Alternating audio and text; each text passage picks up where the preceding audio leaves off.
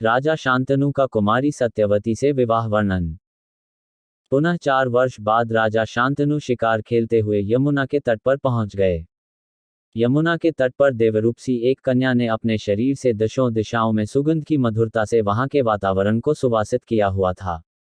राजा सुगंध से मतवाले होकर सुगंध बिखेरने वाली मूल वस्तु को खोजने लगे। कुछ समय बाद यमुना तट पर नौक में बैठे चंचल चितवन वाली, रसभरी बिंबीत समान होठों से मतवाली मुस्कान बिखेरती हुई कोमलांगी उस अनुपम सुंदरी को, जिसके तरुण शरीर से सुगंध प्रसारित हो रही थी, जो अनैसर्गिक होते हुए भी अदम्य सम्मोहन शक्ति से परिपूर्ण थी, उसको देखकर राजा कामाग्नि में झुलसने लगे।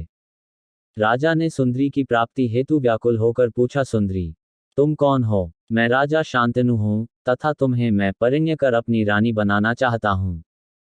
सुंदरी बोली, राजन, मेरा नाम सत्यवती है। मैं केवटराज दाशराज की पुत्री हूँ। मैं तो आपसे शादी कर आपकी रानी बनने को तैयार हूँ, परंतु मेरे पिता की आज्ञा के बिना यह संभव नहीं है।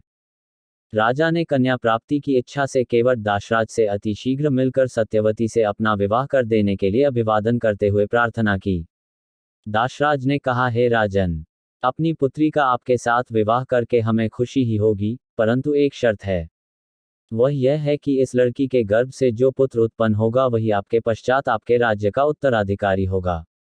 यदि यह शर्त आपको स्वीकार है तो मैं अपनी कन्या का विवाह आपके साथ करने को तैयार हूँ।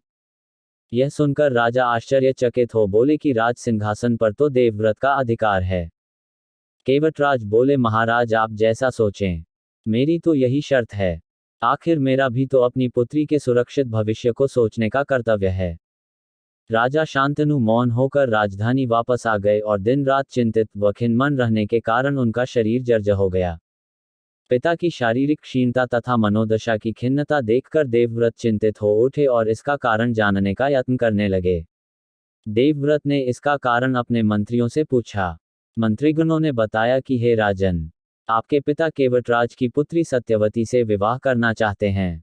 केवटराज की शर्त है कि मेरी पुत्री का लड़का ही आपके राज्य सिंहासन का उत्तराधिकारी होगा। राजा आपके सिवा अन्य को अपना उत्तराधिकारी बनाना नहीं चाहते, अतः सत्यवती को वे रानी नहीं बना पा रहे हैं, इसलिए दुखी हैं। यह सुनते ही गंगापुत्र देवव्रत ने दाशराज के यहाँ पहुंचकर कन्या सत्यवती का हाथ अपने पिता के लिए मांगा और बोले कि हे केवटराज, मैं प्रतिज्ञा करता हूं कि मैं सत्यवती के पुत्र के लिए राज्य त्यागने को तैयार हूं।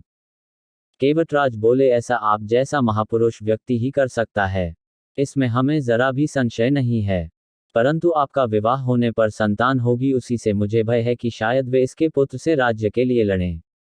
यह सुनते ही देवव्रत ने कहा, हे केवटराज, मैं आपको व परमात्मा को साक्षी मानकर प्रतिज्ञा करता हूं कि मैं आजन्म ब्रह्मचर्य व्रत का पालन करूंगा।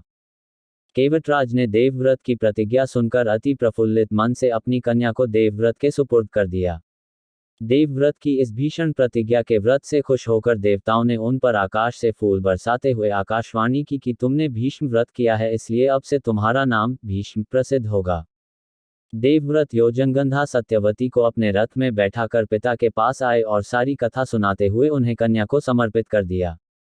राजा शांतनु ने अत्यंत प्रसन्न मन से देवव्रत को आशीर्वाद दिया कि जब तुम चाहोगे तभी तुम्हारी मृत्यु होगी।